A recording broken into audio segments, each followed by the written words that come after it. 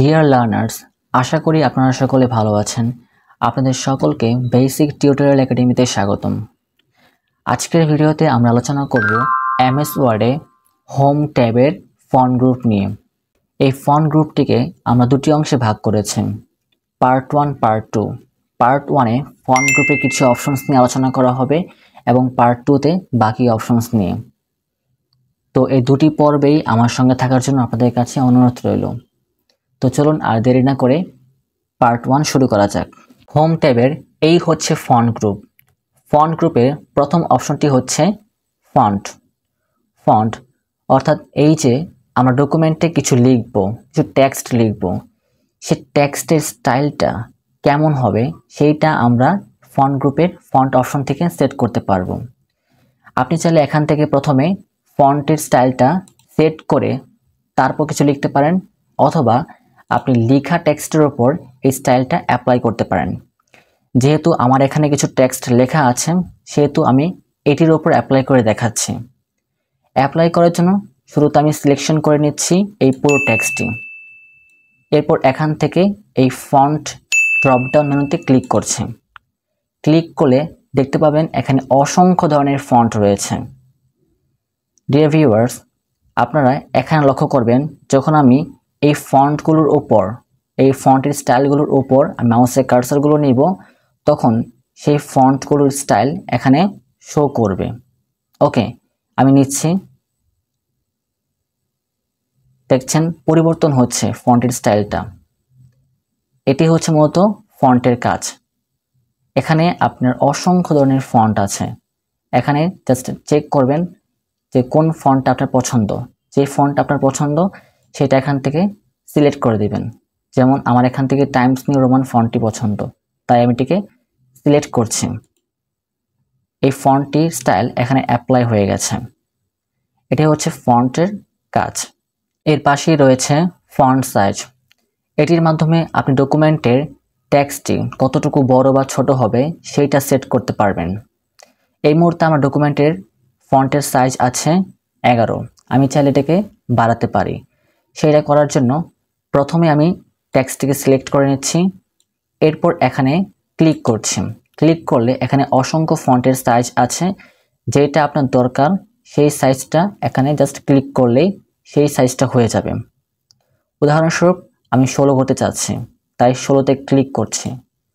Click করলেই এইটার সাইজটি 16 হয়ে যাবে।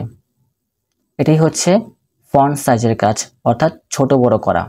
এর পাশে রয়েছে দুটি অপশন, ইনক্রিজ ফন্ট সাইজ এবং ডিক্রিজ ফন্ট সাইজ। এই দুটি অপশনের কাজ হচ্ছে ফন্টের সাইজটিকে বাড়ানো কমানো।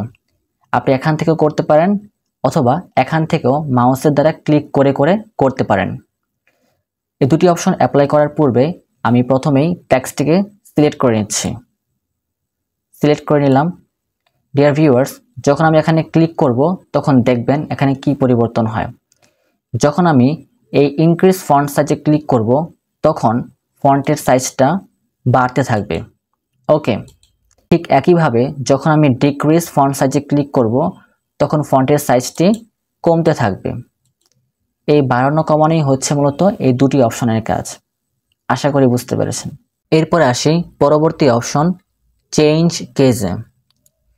অর্থাৎ যদি ডকুমেন্টের কোনো টেক্সটকে ছোট অক্ষরের বা বড় অক্ষরের বা ছোট বড় অক্ষর মিলিয়ে লিখতে চাই, সেইটা আমরা এই চেঞ্জ কেজের মাধ্যমে সেট করতে পারবো। এখানে ক্লিক করলে কিছু আইটেম শো করবে। এই প্রতিটি আইটেম অ্যাপ্লাই করার জন্য আমি প্রথমেই ডকুমেন্টের টেক্সটটিকে সিলেকশন করে নেব। সিলেকশন করে নিলাম। এরপর এখানে ক্লিক করব। শুরুতেই রয়েছে সেন্টেন্স কেস। সাধারণত আমরা ডকুমেন্টে যেভাবে লিখে থাকি এখানে সেভাবে লেখা আছে, অর্থাৎ প্রতিটি সেন্টেন্সের প্রথম অক্ষরটা বড় হবে এবং পরবর্তী সমস্ত অক্ষর ছোট হবে। এটাই হচ্ছে সেন্টেন্স কেস। এটা ডিফল্ট অবস্থা থাকে। তার পরবর্তী অপশনে ক্লিক করলে দেখবেন যে প্রতিটি অক্ষরই, ডকুমেন্টের প্রতিটি অক্ষরই ছোট হয়ে গেছে। ওকে, এটা হচ্ছে লোয়ার কেস। তার পরবর্তী অপশনে ক্লিক করলে দেখবেন যে প্রত্যেকটি অক্ষরেই বড় হাতের হয়ে গেছে, অর্থাৎ বড় অক্ষর হয়ে গেছে।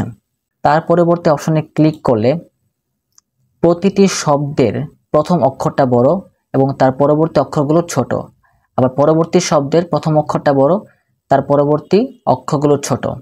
এটা হচ্ছে ক্যাপিটালাইজ ইচ ওয়ার্ড।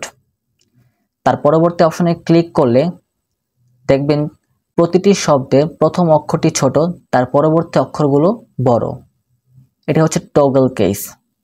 তো চেঞ্জ কেসের মাধ্যমে আপনি মূলত এই কাজগুলো সেট করতে পারবেন।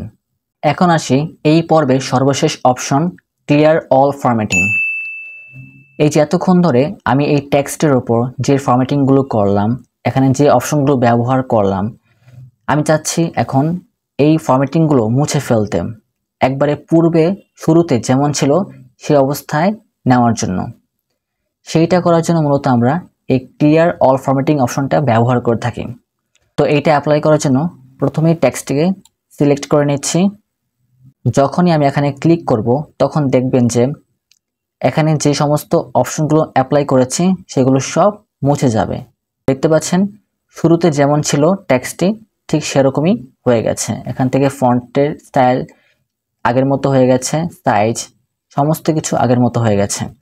এটি হচ্ছে মূলত ক্লিয়ার অল ফরম্যাটিংয়ের কাজ। আশা করি বুঝতে পেরেছেন। ডিয়ার ভিউয়ার্স, এই ছিল আজকের মতো। যদি আজকের এই ভিডিওটি ভালো লেগে থাকে তাহলে প্লিজ লাইক, কমেন্ট এবং শেয়ার করতে ভুলবেন না। এই ধরনের আরও ভিডিও পাওয়ার জন্য আমার চ্যানেলটিকে সাবস্ক্রাইব করে নোটিফিকেশন বেলে হিট করে আমার পাশে থেকে আমাকে সমর্থন করবেন।